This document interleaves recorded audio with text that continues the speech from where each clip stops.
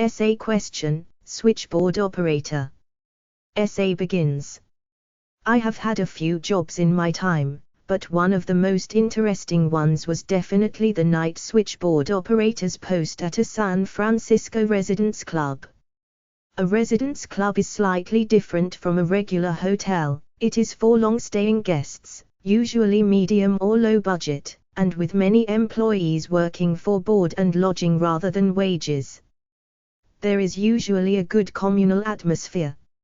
Every Sunday afternoon, we would have a barbecue up on the roof, and we could all relax and watch the fog roll in across the bay, burying the Golden Gate Bridge in its shrouds. Because I worked the night shift, from midnight until 6 in the morning, things would go from quite lively at the beginning of the shift. Do not forget, the bars over there close at 2 in the morning to very quiet in the couple of hours before dawn. My telephone switchboard was behind the reception desk in the lobby, and the job involved taking all incoming and internal calls, and acting as receptionist. It was a bit like being a barman. Everyone wanted to stop and talk and tell you their problems.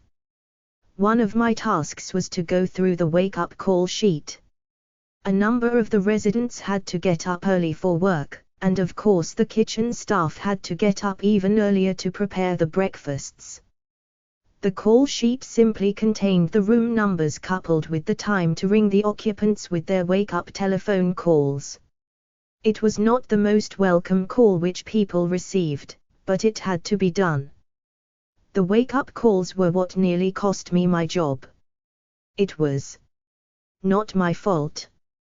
One day, the assistant manager gave me a revised call sheet list.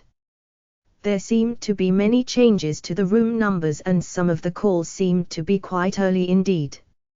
Nevertheless, I went ahead gamely. Call by call, I was greeted by first amazement, then varying levels of abuse. It seemed no one wanted a wake-up call, or if they did not want them quite so early. Eventually, in despair, I called the manager down. He took one look at the list, then his finger settled on the date as he held it up for me to see. The 1st of April.